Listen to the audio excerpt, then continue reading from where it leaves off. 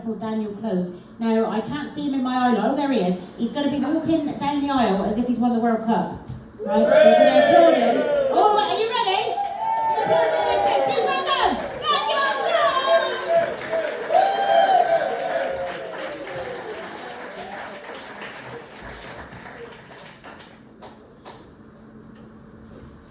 Good evening, Plymouth. This is posh, isn't it? I mean, it's very posh for me because I'm from a little town in mid-Devon called Cretton. Anyone know Cretton? Give my sincere apologies. Named by the Anglo-Saxons, Tun being the suffix meaning town, and credit because everyone in the town is on universal credit. But I'll tell you a few things about Cretton. It's the cocaine capital of Devon. It's quite impressive, isn't it? Not to be sniffed at. And apparently it's riddled with incest. Yeah, we can see that. Give me 6.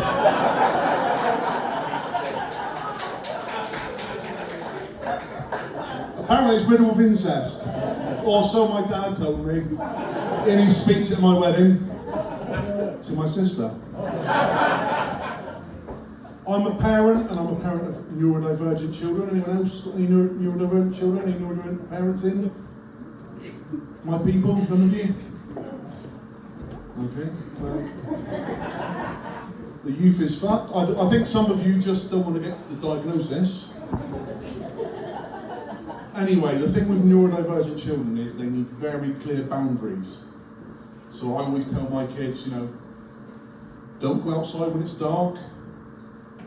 Don't knock on random doors. Don't speak to strangers. Don't take sweets off strangers. Not in Crediton.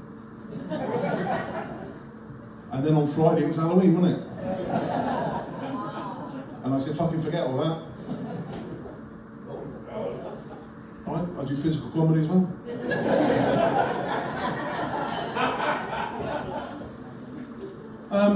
I actually dressed up this year. I didn't go out, I dressed up at home. Anyone guess what I went as? Mouth at the back? Who do you think I went as? Your worst fucking enemy. No, not Eddie O. No, not Joe Marler. No, not Zangief off of Street Fighter. No.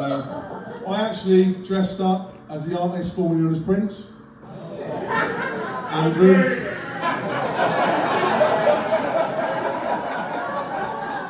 Easy costume, wasn't it? Easy costume. I got into character no sweat. Scared the shit out of the children when they answered the door.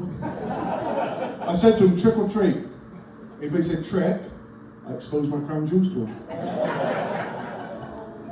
But if they said treat, I had to give them 12 million quid of taxpayers' money.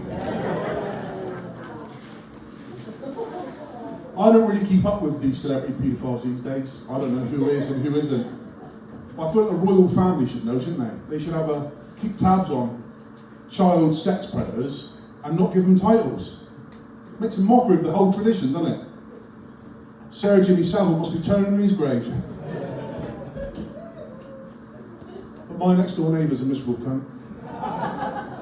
He hates Halloween, he hates kids.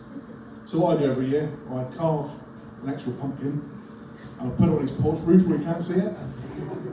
And it acts like a beacon from the trick-or-treaters. Drives him fucking mental. I mean, I went a bit far this year, he did have a heart attack and die. But that'll stop the prick pinching my parking space, won't it? I'd like to talk bollocks for a few minutes now, if you don't mind. Because I had a vasectomy recently. That was a bit of a ball ache. I'd normally stop for an applause break there, but no, fine. Has anyone here had a vasectomy? Yeah? No? Annie Rachel has not had a vasectomy. You've done a few, haven't you, with your teeth, I reckon? But who said they had one? Someone at the back there? Right. You're going to be I want you to rely on you so you know I'm telling the truth. Not for the crowd. I just want to know if I was molested or not, really.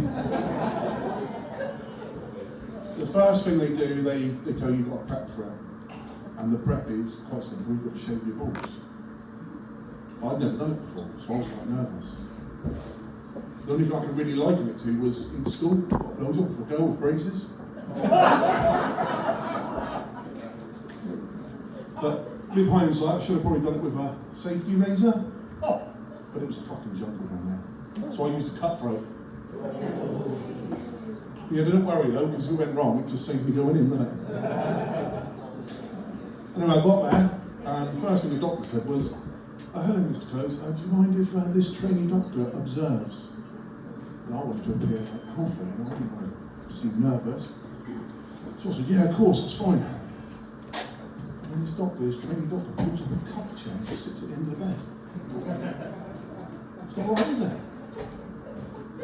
He says, right, the first thing you need to do is you need to take your penis to your belly so we can get to the affected area. So he goes to work and I hear him get a bit aggravated. And he says to the trainee doctor, he says, this is normally a lot easier the other way around. I said, do you want me to move or something? He said, no, it's easier the other way around. You've got a small belly and a big dick.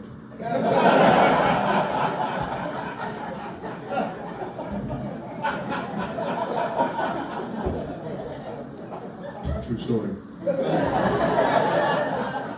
But what they do then, they massage your balls to warm them up so you get to the tubes. And again, you know, I don't want to seem nervous or anything, so I'm fronting it out, and if he goes, he's playing my balls. And my mouth goes dry, and I thought, I don't look like I'm nervous, so I start licking my lips.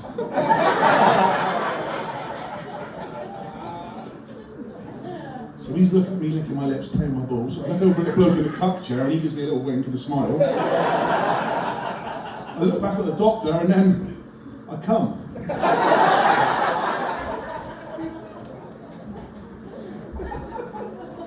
But anyway, they do all that, and I don't know if you know these days, but it used to be called the snip. They don't do it with scissors, no, it's not a snip anymore. They use a fucking laser. I felt like that scene in Goldfinger, you know, when James Bond's on the table, he's got a laser coming up through his legs, getting close to his jaffers.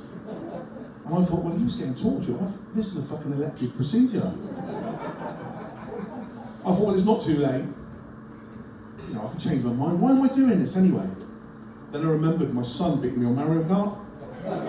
Fucking do it, mate. Just go for it. Anyway, that was all done, that was fine. I went home, recovered, and then a month or so later, they sent me a message with a part. They said, now we need to test to make sure it's all gone to plan. We need you to ejaculate, sorry. It means shoot the load. Into this cup.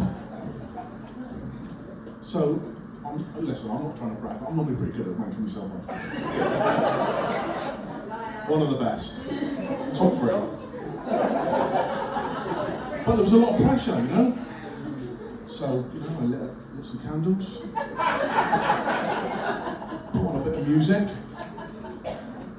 painted all the fingernails with my left hand. Like someone else is doing it then, isn't it? Sit on it. Sit on it. I wish you were there, mate. Me too, buddy. But no matter what I tried, I couldn't get myself there. Then I thought, well, I've always liked a bit of risk. There's a bit of risk involved. And there's a nice little lady that lives down the road. And she'll bring me in. Changed by this time of day. So I went outside her house, climbed the tree outside her house, staring in through her window, wanking away. No matter what I did, I just couldn't do it. So I'm really going for it. And then I blacked out. I woke up in the hospital with a bandage around my head, handcuffed to a police officer. But it was my left hand, so I just pretended it was someone else. We're getting stupid as a nation, all of us, we're getting stupid. And nowhere is this more evident than the TV we watch. Gogglebox. What the fuck is that about? We're watching a TV show about people watching a TV show. It's like a really low budget fucking version of Inception, isn't it? And don't get me started on Naked Attraction. Do you know what I mean? you're flicking through the channels, you see some secretary's saggy tits or some PE teacher's fucking shriveled up dick. My PE teacher, I think. But, you know, people say it's consensual because you chose it. It's not though, is it? Because you find it when you're flicking through the channels. If you were to flash in public, that's indecent exposure and you could get 6 months in prison. If you do it on TV, that's entertainment, you get a fucking BAFTA. And the adverts are the same, aren't they? 9 out of 10 dentists recommend this toothpaste. Great, well I'll fucking steer clear of it then. Last time I checked, they want us to have our teeth fucked while they're out of a job. And the dog food. Dogs prefer this brand of food over this brand. Hang the fuck up, my dog used to eat shit. You'll forgive me if I don't base my fucking cuisine on his fucking decisions. I'd like to end now. Like I said, I grew up in Credon, and in Credon I had my young friends. I had 2 Welsh brothers. And because I've got ADHD, I copied other people. So obviously the Welsh accent and the Welsh dialect, you can't copy it. It's very musical, isn't it? Very rhythmical. So I used to, Dim Parkio, there's no parking, it's like that. Poppy Ping, microwave, like that. Poppy Ping. Clutch, it's cuddle, I like that. Anyway, I started saying this word that I'd heard of them. Bugger ugly, I like that one, bugger ugly. I used to say it all the time when there was something positive, bugger ugly. That's bugger ugly, that is. And one day I said it in front of my friends, I said, bugger, that's bugger ugly. And they said, what are you saying? And why the fuck are you saying it in a Welsh accent? I said, bugger ugly. He said, we don't know what you're saying. I said, your fucking dad says it all the time. He said, no he doesn't. I said, right, next time he says it, I'll fucking point out to you. A couple of days later, go around there for tea, pie and mash, lovely. He sits down to have his dinner. He says, oh, thank you, Iris. He said, that's bugger lovely, that is. I said, yeah. He said, you fucking swab. I said, what? He said, bloody lovely.